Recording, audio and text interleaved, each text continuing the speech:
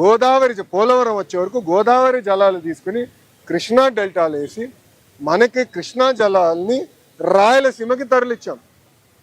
దానివల్ల గతంలో ఒక్క టీఎంసీ కోసం కొట్టుకునేవారండి. అందరూ గుర్తుందా లేదా? అంతే యంగ్స్టర్స్ ఇక్కడ. అప్పుడు గొడవలు జరిగేది. ఇది ఒక్క టీఎంసీ కోసం రాజకీయ నాయకులు వెళ్ళి గొడవలు పెట్టి బలవంతంగా గేట్లు లిఫ్ట్ చేసి నీళ్లు తీసుకెళ్లిన రోజు ఈరోజు అలాంటి వివాదాలు లేవు. ఎందుకంటే విజన్తో మేము డిజైన్ చేసామని. సిమిలర్ ఈ ప్రాజెక్ట్ కూడా అదే విజన్తో చేస్తున్నాం.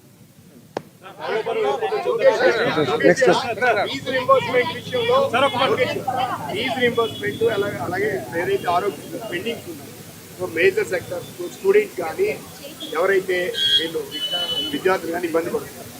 ఈ విషయం పైన నేను ఆల్రెడీ చాలా క్లారిటీ ఇచ్చాను. పిల్లలకి ఫీ రీయింబర్స్మెంట్కి ఎలాంటి సంబంధం లేదు. వాళ్ళు హాయిగా వెళ్ళి చదువుకోవచ్చు. మేము డబ్బులు డైరెక్ట్గా కాలేజ్ అకౌంట్లోకి వేస్తున్నాము. మీరు ఆ డీటెయిల్స్ కూడా నేను యాక్షన్ తీసుకుంటాను.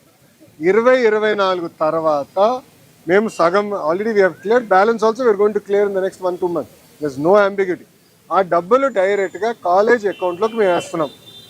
గతంలాగా పిల్లల్ని కన్విన్స్ చేసి తల్లిదండ్రుల అకౌంట్లు వేసి మళ్ళీ జాయింట్ అకౌంట్ ఇవన్నీ చేయదలుచుకోలేదు. Old mechanism of fee reimbursement ఏదైతే ఉందో ఆ మెకానిజమే మేము కొనసాగిస్తాం. రెండోది, ఎన్టీఆర్ వైద్య సేవ కూడా మీరు చూస్తే ఎప్పుడు లేని విధంగా మేము అన్ని చెల్లిస్తూనే వస్తున్నాం. ఒక నెల అటు ఇటు అవుతుంది తప్ప వీఆర్ క్లియరింగ్ ఆల్ పెండెన్స్. అందుకే ఇది స్ట్రీమ్ లైన్ చేసేదాన్ని కూడా 100% ఇన్సూరెన్స్ మోడల్లోకి వెళ్ళాలని మేము నిర్ణయం కూడా తీసుకుంటాం.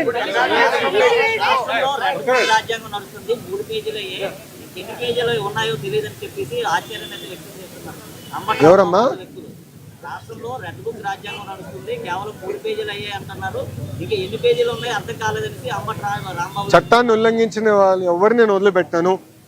నేను సుమారుగా 100 పబ్లిక్ మీటింగ్ చేశాను. పాదయాత్రలు 100 పబ్లిక్ మీటింగ్.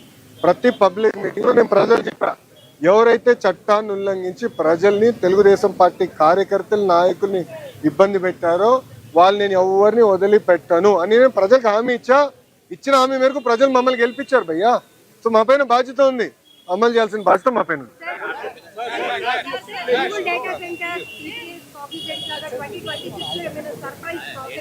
100% ఉంటాయి అమ్మా. నేను చెప్తున్నాను, our vision is very clear. ఆర్థిక రాజధాని Visakhapatnam. There is no ambiguity. నాడు నేడు ఎప్పుడు అదే నినాదం పైన మేము అందరం కట్టుబడి ఉన్నాం, నిలబడి ఉన్నాం. అందుకే పెద్ద ఎత్తున పెట్టుబడులు ఇక్కడికి వస్తున్నాయి. మీరు ఒకసారి గమనించండి. 1 సెకండ్. ఐటీ కానివ్వండి, డేటా సెంటర్ కానివ్వండి, ఫార్మా, మెడికల్ డివైసెస్ మ్యానుఫ్యాక్చరింగ్ అంతా ఇప్పుడు ఉత్తరాంధ్ర రీజన్కి వస్తుంది. అదేవిధంగా మనకి ఇది కూడా ఇది స్టీల్ సిటీ, ఇంకో 2 స్టీల్ సిటీస్ వస్తున్నాయి ఉత్తరాంధ్ర. రాయలసీమ వైపు వెళ్దాం. నిన్న కూడా మీరు చూశారు, టాటాది కూడా ఒక ప్రాజెక్ట్ పక్క రాష్ట్రానికి వెళ్ళాల్సింది మనం పట్టుకొచ్చాం. Right. Solar cell manufacturers top 10 companies, 8 కంపెనీలు ఆంధ్ర రాష్ట్రంలో పెట్టుబడి పెడుతుంది. ఒకే ఎకో సిస్టంలో పెట్టుబడి పెడుతుంది. నేను ఇది ఎందుకు చెప్తున్నానంటే మా క్లస్టర్ బేస్డ్ డెవలప్మెంట్ అనేది మా నినాదం. క్లస్టర్ బేస్డ్ డెవలప్మెంట్ ఉంటేనే ఈ క్లస్టర్స్ రేపు సర్వైవ్ అవుతాయి, థ్రైవ్ అవుతాయి. సో అందుకే డీసెంట్రలైజ్ డెవలప్మెంట్ అనేది మేము చేస్తున్నాం. అన్ని ప్రాంతాలని సమగ్ర అభివృద్ధి చేయాలనేది కూటమి ప్రభుత్వం నినాదం. చెప్పండి sir. 1 second sir, 1 second madam please.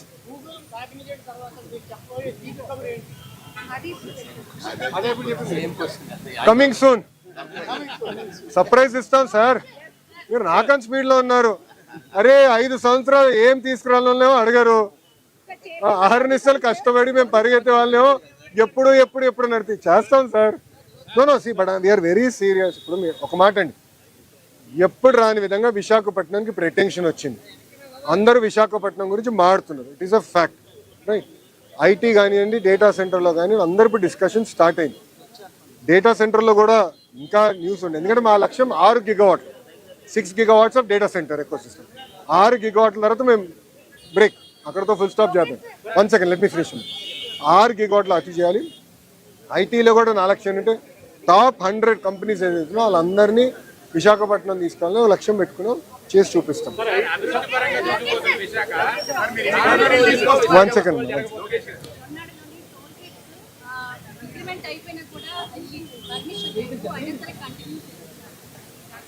అమ్మా let me understand it in totality, then నేను దానిపైన స్పందిస్తాను. అమ్మా భోగాపురం ఎయిర్పోర్ట్ నుంచి విశాఖపట్నం వరకు మీరు తీసుకుంటే ఆ ఎకో సిస్టమ్